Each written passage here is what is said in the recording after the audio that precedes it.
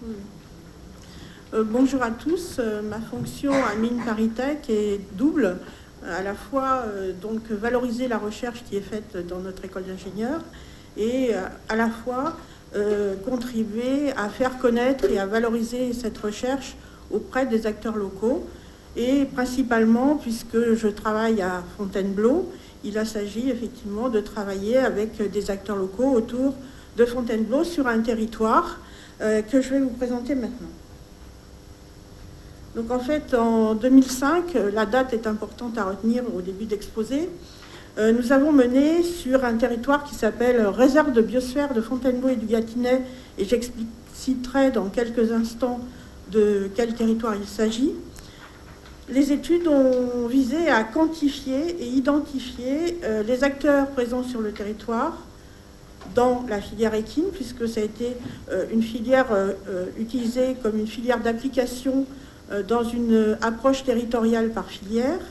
Donc les acteurs présents sur le territoire, les flux liés à cette activité, les impacts des manifestations équestres à Fontainebleau et notamment au Grand Parquet, et surtout, nous avait été demandé aussi par les commanditaires les interactions existantes entre filière équine et filière tourisme.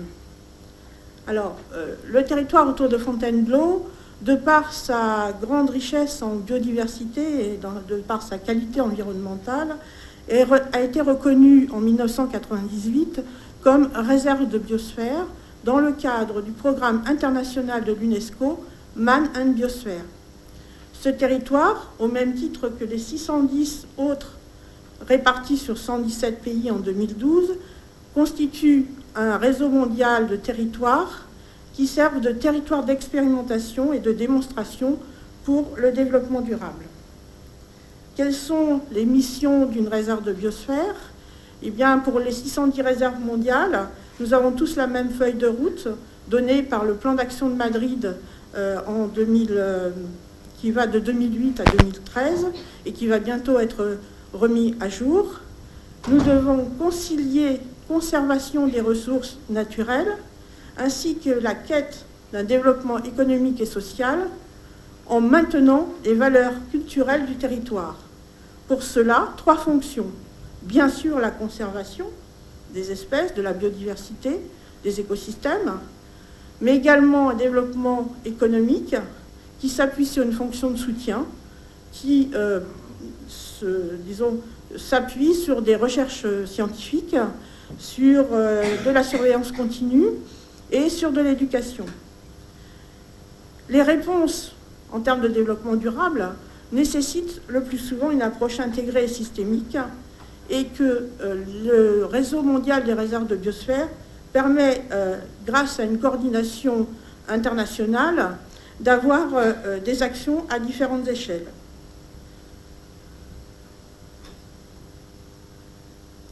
Pour fixer un peu mieux le contexte local de l'étude que nous avons menée, vous avez ici le périmètre qui existait en 2005, il a été revu en 2010 et agrandi, mais ici donc la carte qui présente le périmètre de ce territoire, où a été recensé plus de 100 établissements équestres, avec un peu plus de 6700 pratiquants d'équitation, et surtout, pour le cas qui nous intéresse, plus de 3000 équidés, sachant que nous n'avons pas répertorié les équidés chez les particuliers.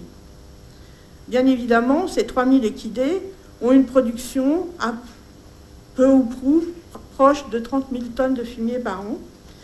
Et les acteurs locaux de l'époque nous avaient signalé la difficulté de la valorisation de ces fumiers, étant donné qu'une grosse partie de ceux-ci partait à Saumur, dans les champignonnières, dont l'activité économique était déficiente et se réduisait de jour en jour. Donc, à la réserve de biosphère, nous nous sommes posés la question d'une valorisation alternative. Juste pour rappeler rapidement les différents points importants du procédé, sans bien sûr rentrer dans des considérations techniques trop poussées. À l'entrée, nous avons donc du fumier, mais pas seulement, également aussi des biodéchets, puisqu'en méthanisation, on ne peut pas avoir un apport d'intrants monospécifiques. Donc nous avons ce complément de matière biodéchets qui est indispensable au bon fonctionnement du méthaniseur. Et en sortie, nous nous retrouvons avec quasiment 80% de la matière entrante qui devra faire l'objet d'un plan d'épandage. En sortie effectivement du méthaniseur, nous avons également le biogaz, qui est un mélange de méthane, de gaz carbonique et de quelques gaz rares qu'il convient d'épurer avant de l'utiliser sous diverses formes. La forme la plus classique, c'est la cogénération, c'est-à-dire on va envoyer le méthane épuré dans un brûleur qui va fabriquer de la vapeur, laquelle vapeur va faire tourner une turbine et laquelle turbine va produire à la fois de l'électricité, enfin la turbine produit de l'électricité, et il y a aussi un dégagement de chaleur, ce qui impose aux unités de méthanisation qui fonctionnent par cogénération d'avoir un utilisateur de chaleur à la sortie, à la fois pour des questions énergétiques, mais aussi pour des questions financières, puisque le rachat de l'électricité en France est conditionné à l'utilisation de la chaleur. Il se trouve que dans notre projet Equimed, dont je vais vous parler dans quelques instants, nous avons choisi une autre voie, qui est l'injection du méthane épuré dans le gaz de ville, qui permet un bien meilleur rendement, puisque dans la cogénération, nous avons des rendements au mieux de 70%, alors que dans l'injection gaz, nous avons des rendements qui touchent presque les 100%. Et bien sûr, une fois que nous avons injecté le biogaz, donc le méthane, dans la canalisation de gaz de ville, ce gaz est transmis aux habitations ou aux industriels pour une utilisation classique. Alors, pour revenir à cette production de digestat, qui est quand même une production importante, il faut savoir qu'en Île-de-France, on a une surface agricole utile de près de 600 000 hectares et que sur cette surface, les taux en matière organique sont extrêmement faibles et qu'il y a des besoins très importants en termes de compost pour remonter cette matière organique et qu'à l'heure actuelle, la production actuelle ne permet de garantir que 10% des besoins. Donc la production de digestat, fût-elle importante, est quand même un besoin pour la région Île-de-France. Alors comment nous avons développé notre projet? Parce que finalement c'est surtout de ça dont je voulais parler, parce que c'est une aventure vécue, c'est une aventure longue et difficile. Et puis je pense qu'on a trouvé une solution qui nous permet en tout cas d'espérer voir un aboutissement à la fin de cette année. Donc vous voyez le nombre d'années qu'il aura fallu pour arriver à voir l'usine sortir de terre. Mines ParisTech aura fait la première étude de faisabilité grâce à son master spécialisé, Master OSE, optimisation des systèmes énergétiques, qui a permis de vérifier la validité économique, environnementale et sociale de l'opération. La réserve de biosphère étant à la fois le porteur de projet et l'animateur qui a permis de rassembler l'intégralité du comité de pilotage. Enfin, Nasqueo Environnement, une start-up il y a quelques années dans la construction et conception d'unités de méthanisation, qui est devenue une entreprise d'aujourd'hui à part entière, a accepté de se lancer dans le projet avec nous. Puis les autres acteurs que vous voyez sur cette diapositive, si je pars de la gauche, Horse Dream. Horse Dream, c'est un établissement équestre de notre territoire, et il se trouve que le porteur de cette société est également un élu local. La Reine Île-de-France a également suivi les avancées du comité de pilotage. La Chambre d'agriculture de Seine-et-Marne. Je reviendrai sur Moret-Seine-et-Loing à la fin si vous le voulez bien. BES, qui est un regroupement d'agriculteurs qui, par ailleurs, a fait des plantations de miscanthus. Le parc naturel régional du Gâtinais français, qui est partie prenante de la réserve de biosphère. Le pôle de compétitivité cheval Basse-Normandie, Hippolia.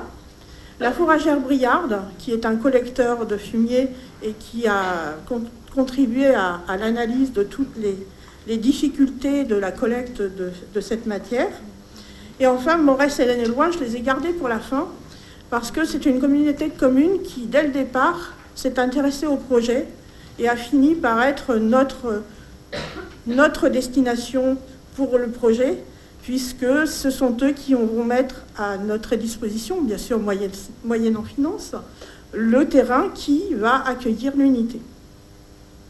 Et c'est grâce aux réunions de ce comité de pilotage que nous avons pu, à chaque étape du projet, et Dieu sait s'il a été long, nous avons pu faire sauter tous les verrous, puisqu'autour de la table, le collectif a toujours cherché à répondre aux différentes sollicitations extérieures pour solutionner tous les problèmes qui se présentaient à nous au cours du temps. Donc Equimet, en quelques chiffres, Equimet va traiter 40 000 tonnes de matière fermentescible par an, dont 50% de fumier équin. Le reste du gisement est composé principalement de biodéchets issus de l'agriculture et de l'industrie agroalimentaire. La production de Digesta sera d'environ 34 000 tonnes et d'ores et déjà, nous avons un plan d'épandage sur une surface de 4 700 hectares. La production en méthane sera de 250 normomètres cubes par heure et il sera injecté directement dans la canalisation de distribution qui va alimenter la petite ville d'Écuelle. Et sur cette ville, c'est 1350 foyers qui seront alimentés en gaz de ville en provenance de l'unité. Alors, Equimet, c'est bien sûr un cercle vertueux. Nous avons une réduction par un facteur 10 des distances parcourues par le fumier, puisque précédemment, le fumier que nous allons traiter partait tous les jours pour Saumur ou pour la Belgique. Ça va être une diminution des gaz à effet de serre liés effectivement à ce transport, mais aussi au dégagement de méthane par les fumiers stockés dans les fumières. Nous allons réduire notablement la masse de biodéchets traités qui est envoyée traditionnellement en centre d'incinération. Nous allons valoriser 100% du méthane par injection, diminuer les fertilisants chimiques sur les zones d'épandage et favoriser des synergies industrielles avec d'autres entreprises locales qui vont être installées sur la zone, notamment BES, notamment aussi une déchetterie professionnelle. Donc des synergies locales très intéressantes qui vont faire de cet ensemble un outil de démonstration du développement durable. Il vous reste 2 minutes. C'est parfait. J'ai fini. Donc pour finir, je dirais que un projet de méthanisation, c'est une procédure administrative longue. Nous avons mis plusieurs années. On peut espérer aujourd'hui que ce temps soit réduit, puisqu'en fait, nous avons eu la difficulté de la restructuration des DRIR, des DIREN, donc un manque de procédures très claires pour traiter des dossiers ICPE. Il faut savoir quand même qu'en Allemagne, un dossier ICPE, c'est 6 à 9 mois. Voilà, on peut se poser des questions sur notre pays. Le foncier disponible doit être adapté, puisqu'on a eu la chance d'avoir des canalisations dans celui-ci, mais sinon il faut une entreprise pour utiliser la chaleur. L'expertise doit être approfondie sur tous les aspects du projet, et là, grâce au Master Rose, on a pu avoir une très bonne étude de faisabilité. Et puis la gouvernance du projet est importante, puisque ça permet aux acteurs locaux, à chaque verrou, de savoir très exactement comment on les a fait sauter et comment ils peuvent expliquer à la population les différentes difficultés, parce que l'acceptation sociale de ce type de projet est quand même assez difficile. Et justement, le comité de pilotage est important, car il permet de porter collectivement et de favoriser cette acceptation sociale. Voilà, je vous remercie.